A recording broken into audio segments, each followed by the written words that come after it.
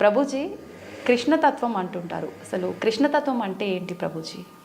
మీరు ప్రేమ గురించి విన్నారా? వినే ఉంటారు. విన్నాం.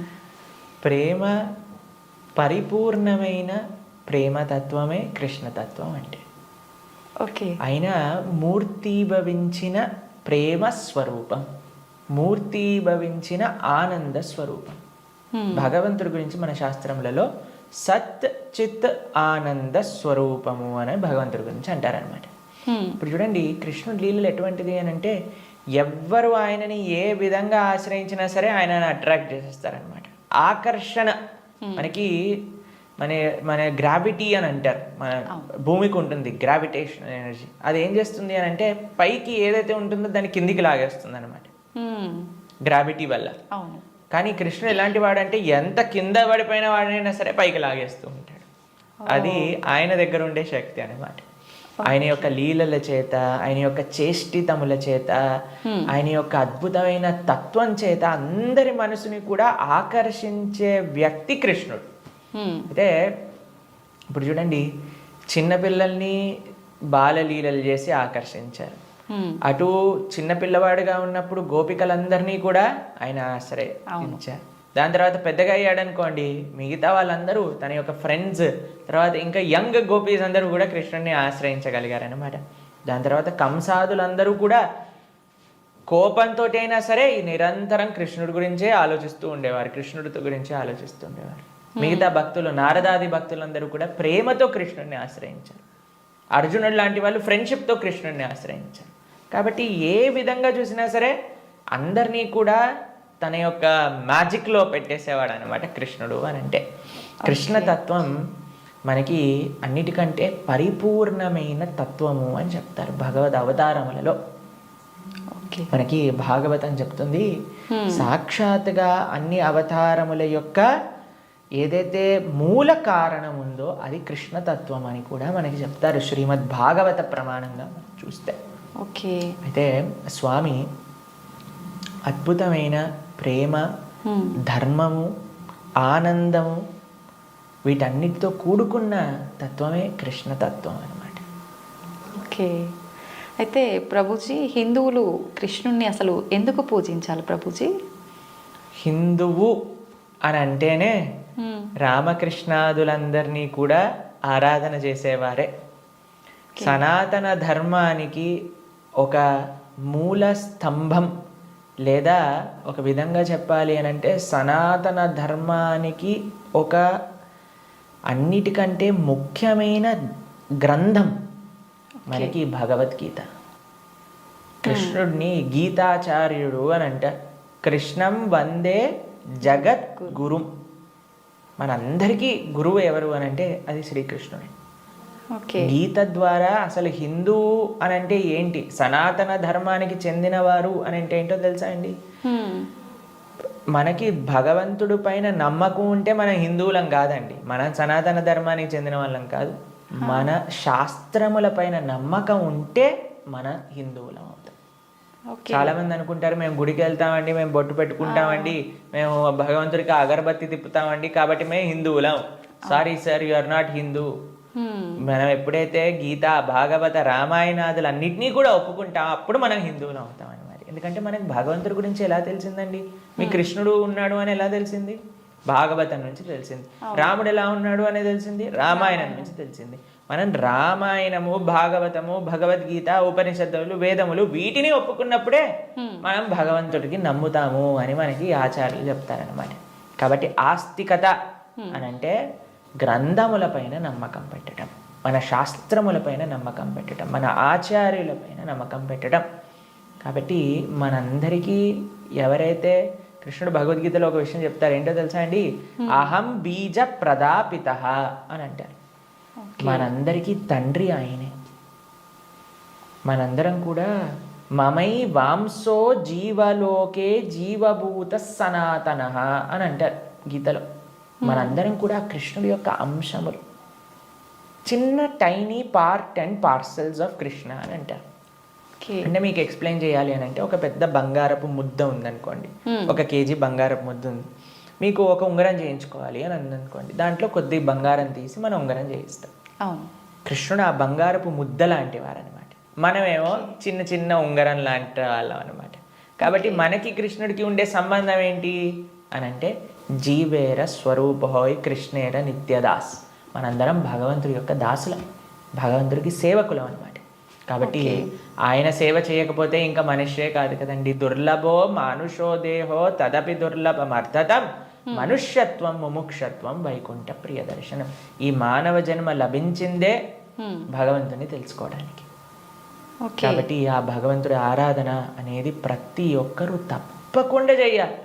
మన సనాతన ధర్మంలో కృష్ణ రామ ఆ యొక్క సేవ, వాళ్ళ యొక్క తత్వాలను మనం శ్రవణం చేయటం, వాళ్ళకి సేవ చేయటం అనేది చాలా ముఖ్యం.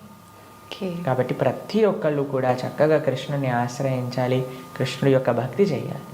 ఓకే, అయితే ప్రభుజీ కృష్ణుడిని ఆరాధించాలంటే కృష్ణుడి విగ్రహం అనేది మనం ఇంట్లో పెట్టుకొని ఆరాధించాల్సి ఉంటుందా గురూజీ? అసలు ఎందుకు పెట్టుకోవాలి కృష్ణుడి విగ్రహాన్ని? కృష్ణుడి యొక్క విగ్రహం ఎందుకు పెట్టుకోవాలి అని అంటే, మనం మీకు ఒక విషయం చెప్తానండి.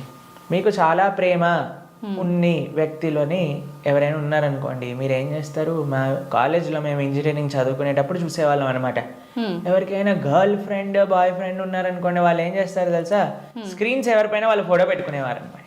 అదే అడుగుని, అరే వీళ్ళెవరు అంటే, వీళ్ళు నా గర్ల్ ఫ్రెండ్, వీళ్ళ బాయ్ ఫ్రెండ్ అని చెప్తూ ఉండేవారు. తర్వాత మేము ఎప్పుడైనా వాళ్ళకి రూమ్కి వెళ్ళాం అనుకోండి, రూమ్లో కూడా వాళ్ళ ఫోటోలు ఉండేవి. దాని తర్వాత ఎక్కడ పర్సులో చూసాను, పర్సులో కూడా వాళ్ళ ఫోటో ఉండేది.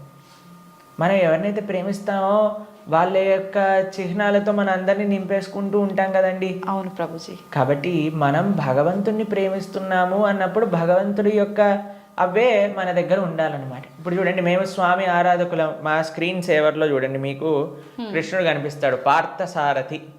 ఇక్కడ లోపల తీసిన మా ఆచార్యులు కనిపిస్తారు. కాబట్టి ఎక్కడ ఉన్నా సరే కృష్ణుడితో మనం నింపేసుకుంటాం అనమాట. కృష్ణుడు మనకి ఎల్లప్పుడూ గుర్తుండాలి. చాలా మంది అంటారు, ప్రభుజీ మాకు కృష్ణుడు గుర్తు రావాలి, రోజంతా మేము కృష్ణ స్మరణలో ఉండాలి అని అంటే భగవంతుడి యొక్క నామం జపం చేయటం, భగవంతుడిని ఆరాధన చేయటం అనేది చాలా ముఖ్యం. ఓకే. కాబట్టి ప్రతి ఒక్కళ్ళు చాలా మంది భయపడిపోతూ ఉంటారు, ప్రభుజీ ఇంట్లో విగ్రహం పెడితే ఆయనకి 3 పూట్ల నైవేద్యం పెట్టాలా అని అంటే, మరి స్వామి మనకి తినడానికి తిండి ఇచ్చింది, మీకు శరీరం ఇచ్చింది, పీల్చడానికి గాలి ఇచ్చింది, చూడడానికి కన్నులు ఇచ్చింది, శక్తిని ఇచ్చింది, మనసునిచ్చిందేమో ఆయనకు పెట్టడానికి మనకి పెద్ద బాధ.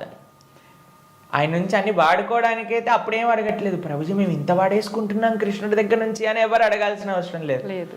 కానీ కృష్ణుడికి ఇచ్చేటప్పుడు మాత్రం 3 పూటలా పెట్టాలా అండి నైవేద్యము అని అడుగుతారు. నిజంగా అలా పెడితేనే కృష్ణ పరమాత్ముడు మనందరినీ అనుగ్రహిస్తాడా ప్రభుజీ? నేను ఒక్క విషయం చెప్తానండి. మీ ఇంటికి ఒక గెస్ట్ని తీసుకొచ్చారు, ప్రభుజీ గెస్ట్కి 3 పూట్ల పెడితేనేనా అండి ఆయన పట్ల ప్రేమ ఉన్నట్టు? ఆయన ఉపవాసం ఉంటే నాకేముందండి, ఆయన వచ్చి అక్కడ ఉన్నాడు, ఆయనంతా ఆయన ఉంటాడు, ఆయనకి ఏదైనా ఆకలిస్తూ వండుకొని తినమనండి అని అంటారండి గెస్ట్ని ఎవరినైనా? లేదు ప్రభుజీ. రాగానే మీరు ఇప్పుడు నేను రాగానే నన్ను టీ తాగుతారా కాఫీ తాగుతారా అని అడిగారా? అవును ప్రభుజీ. మరి అడగకుండా పర్వాలేదులే ఈయన వచ్చాడు కదా, ఈయన ఇష్టం ఉన్నట్టు ఈయనని కూర్చొని ఈయననే మైక్ సెట్టింగ్ చేసుకొని ఈయననే షూటింగ్ చేసుకొని వెళ్ళిపోని ఇవ్వండి అంటారా? లేదు ప్రభుజీ. కాబట్టి మనం ప్రేమతో భగవంతుని పిలిచినప్పుడు, భగవంతుడు వచ్చినప్పుడు ఆయనకి సేవ చేసే బాధ్యత కదండి మనకి. అవును. ఆయనకేం కావాలని కాదు, కానీ మనకు ఆయన పట్ల ఉండే ప్రేమను వ్యక్త చేసుకోవడానికి మనం సేవ చేసుకోవాలి. ఇప్పుడు ఆయనకి రావాల్సిన అవసరం ఏముందండి? మీరు ఇందాక అన్నారు, ప్రభుజీ మీరు వచ్చినందుకు చాలా సంతోషమైంది అని. కాబట్టి మనలాంటి ఏదో చిన్న వ్యక్తి ఒకళ్ళ దగ్గరికి వెళ్తేనే మనం సంతోషపడుతున్నామే, అఖిలాండ కోటి బ్రహ్మాండ నాయకుడు మన ఇంటికి వచ్చాడు ఒక విగ్రహ రూపంలో మన సేవ స్వీకరించడానికి అని అంటే ఎంత ఆనందంతో మనం స్వామిని స్వీకరించాలి చెప్పండి, ఎంత విశేషంగా స్వామిని ప్రేమించాలి చెప్పండి. అవును ప్రభుజీ. మన ఇంట్లో భగవంతుడు అంటే ఒక వ్యక్తి, ఆయన మన దగ్గరికి వచ్చారు, మనం పిలిచి నమ్మకంతో వస్తే అక్కడ ఉంటాడు. కృష్ణ అనగానే స్వామి అక్కడ ఉన్నారు. ఇప్పుడు మనం ఏం చేస్తాం? భగవంతుడి యొక్క పూజ అంటే పెద్ద ఏదో వీళ్ళు అనుకుంటారు ఒక ఎక్స్ట్రా బాధ్యత మా తలపైన వేసేస్తారని. కాదండి, ఈజీ. ఇప్పుడు నేను వచ్చాక మీరేమన్నారు? రండి కూర్చోండి, నీళ్లు తాగుతారా, ఏదన్నా తీసుకుంటారా, అంతే భగవంతుడి ఆరాధన. స్వామి వచ్చావా, తర్వాత కూర్చోబెట్టడం, ఆసనం సమర్పణ చేయటం, తర్వాత అర్ఘ్య పాద్య ఆచమనీయాదులు ఇవ్వటం. తర్వాత మీరు ఇంటికి గెస్ట్ వచ్చారనుకోండి, అయ్యా వాష్రూమ్ యూస్ చేస్తారా, స్నానం చేసి రండి, ఫ్రెష్ అప్ అవ్వండి అంటారు కదా. స్వామికి స్నానం చేయించటం, దాని తర్వాత ఏం చేస్తారు, చక్కగా వస్త్రాలు ఇస్తారు, టవల్ ఇస్తారు, చూసుకోవడానికి వస్త్రాలు వేస్తారు. అయ్యా హాయిగా కూర్చోండి, మీకు భోజనం తయారు చేసి వచ్చాం, చక్కగా రండి, టిఫిన్ చేయండి, భోజనం చేయండి అని చెప్తాం. భగవంతుడికి నైవేద్యం పెట్టడం, అంతే పూజ అంటే. ఇంట్లో కంగారు పడిపోయి అయ్యా మా ఇంట్లో కృష్ణుని తెచ్చుకుంటే మేము ఏమేం చెయ్యాలి, మా సమయం అంతా పోతుందా. ఎంత చేశామని కృష్ణుడు చూడడు, ప్రేమతో చేశామా లేదా. పత్రం పుష్పం ఫలం తోయం యోమే భక్తా ప్రయచ్చతి. భక్తితో కానీ మనం పెడితే అది స్వామి తప్పకుండా స్వీకరిస్తారు. కానీ పెట్టాలి. చాలామంది విగ్రహాన్ని తెచ్చుకొని పూజ చేయాలన్నమాట. అలా ఉండకూడదు. మనం స్వామిని తెచ్చుకున్నప్పుడు మంచిగా ఆరాధన చేయాలి, ప్రేమతో పూజ చేయాలి. మా భక్తుల ఇంట్లలో మేము చూస్తామండి, ఎంత సుందరమైన శ్రీ విగ్రహాలంటే, ఫర్ ఎగ్జాంపుల్ మీకు ఒక విషయం చెప్తాను. మేము ఆదిలాబాద్ వెళ్తాం అప్పుడప్పుడు. అక్కడ గిరివారి ప్రభు లక్ష్మీలీల మాతాజీ అని డివోటీస్ వాళ్ళ ఇంట్లో విగ్రహాలు ఉన్నాయి. వాళ్ళు ఎంత బాగా చేస్తారు, ప్రొద్దున పూట లేవంగానే స్వామికి చక్కగా వాళ్ళు ఉయ్యాల్లో పడుకోబెడతారనమాట రాత్రిపూట. అయితే పడుకునే ముందు ఏం చేస్తారో తెలుసా అండి, వాళ్ళు చక్కగా కాళ్ళు ఒత్తుతారు స్వామికి. కాళ్ళు ఒత్తి చేతులకి మాలిష్ చేసి తర్వాత పడుకోబెడతారు. అన్ని అలంకరణలు తీసేసి నైట్ డ్రెస్ వేసినట్టుగా పడుకోబెడతారు. పడుకొని ఇప్పుడు చలికాలం అనుకోండి, ఒక చక్కటి రజాయి షాల్ కూడా కలిపి పెడతారనమాట. ప్రొద్దున పూట లేస్తారు. లేపాక చిన్నపిల్లవాడిని ఎలా మనం కూర్చోబెట్టి ఆయనను రెడీ చేసి ఎలా అయితే చేస్తామో అలా కూర్చోబెట్టి స్వామికి అలంకరణ చేసి, పిల్లలందరూ వాళ్ళ ఇంట్లో 3 పిల్లలు ఉన్నారనమాట. 3 పిల్లలు వచ్చి భగవంతుడికి ఆరతి చేస్తారు. అమ్మ నాన్న అందరూ ఇంటిల్లిపాది భగవంతుడి యొక్క సేవ చేసుకుంటారు. మీకు ఒక విషయం చెప్తా, a family that praise together stays together. మనం అన్నీ చేస్తామండి. ఇంటిల్లిపాది అందరిని తీసుకొని సినిమాకి వెళ్ళొచ్చు, ఇంటిల్లిపాది అందరిని తీసుకొని హోటల్కి వెళ్ళొచ్చు, ఇంటిల్లిపాది అందరిని తీసుకొని పార్క్కి వెళ్ళొచ్చు. అయినా సరే మాకు ఫోన్ చేసి చెప్తున్నాను, ప్రభుజీ మా ఇంట్లో ఎవరు మమ్మల్ని అండర్స్టాండ్, పిల్లలు మాటినట్లేదు ప్రభుజీ, ఈయన గారు మాటినట్లేదు ప్రభుజీ, ఆవిడ మాటినట్లేదు ప్రభుజీ, తలనొప్పి వస్తుంది ప్రభుజీ. నేనంటే అమ్మ మీరు సినిమాకి తీసుకెళ్తున్నారు, సీరియల్ చూపిస్తున్నారు, పార్క్కి తీసుకెళ్తున్నారు, రెస్టారెంట్కి తీసుకెళ్తున్నారు, ఎప్పుడైనా మీరు నలుగురు కలిసి ఒకటేసారి భగవంతుడికి పూజ చేశారా? నలుగురు కలిసి నియమంగా ప్రతి వారం మేము గుడికి వెళ్తామండి, ప్రతి వారం మేము గోసేవ చేయడానికి వెళ్తామండి అని ఎవరైనా చేస్తున్నారా అంటే, లేదండి మా ఆయన గారు గుడికి రాదండి, నేను ఒక్కనే వెళ్తానండి, మా ఆవిడ గారు పూజ చేయరండి, నేను ఒక్కనే పూజ చేస్తానండి, మా పిల్లలు ఆడుకోవడానికి వెళ్తారు. ఏవైతే చేయకూడదో అన్ని నలుగురు కలిసి చేస్తున్నారు, ఏదైతే పని చేయాలో కలిసి చేయట్లేదు కదా. మేము అన్నాం వాళ్ళకి, ఒక నెల రోజులు కలిసి మీరు ఆలయానికి వెళ్ళండి, నెల రోజులు కలిసి గోశాలకు వెళ్ళి గోసేవ చేయండి, ఒక నెల రోజులు కలిసి ఒక 5 నిమిషాలైనా సరే భగవంతుడు ముందు ప్రార్థన చేయండి అంటే, నెల రోజుల తర్వాత మాకు ఫోన్ చేశారు. ఫోన్ చేసి ప్రభుజీ ఇప్పుడు మేము ఇంతకు ముందు కంటే చాలా ప్రశాంతంగా ఉన్నాం, ఇంతకు ముందు కంటే చాలా మార్పు మా జీవితాల్లో వచ్చింది. కాబట్టి మేమన్నా ఇలానే చేస్తూ ఉండండి, ఇంకా శాంతి మీ ఇంట్లో పెరుగుతుంది. కాబట్టి మనకు ఒక కామన్ పాయింట్ కావాలి. ఆ కామన్ పాయింట్ మంచి సెంటర్ అయి ఉండాలి, అది భగవంతుడు. భగవంతుని కేంద్రంగా పెట్టుకుంటే, ఇప్పుడు మన ఇంటికి కేంద్రం ఏంటండి, డైరెక్ట్గా ఇంట్లో నుంచి రాగానే ఫస్ట్ మహావిశ్వరూప దర్శనం, పెద్ద LCD స్క్రీన్ టీవీ కనిపిస్తుంది మనకి. అవును ప్రభుజీ. కాబట్టి టీవీ మనకి కేంద్రం అయిపోయింది. టీవీలో ఏం చూపిస్తారండి, ఆ చెత్త ఈ చెత్త తప్ప ఏం అవసరమైన విషయాలు ఏం చూపించరు, ఇలాంటి ప్రోగ్రాములు విషయం పక్కన పెడితే. కాబట్టి మనిషికి ఏది మంచిదో అది మనకి కేంద్రంగా ఉండాలి. ఇప్పుడు దురదృష్టవశాత్తు టీవీలు కేంద్రం అయిపోయాయి ఇంటికి. ఎంత పెద్ద టీవీ ఉంటే అంత గొప్ప స్టేటస్ నీది అని చెప్పుకునే వాళ్ళు కూడా తయారైపోయారు. మేము ఒక భక్తుల ఇంటికి వెళ్ళాం. జనరల్గా భక్తుల ఇంట్లలో టీవీలు చూడం మేము ఎప్పుడు కూడా.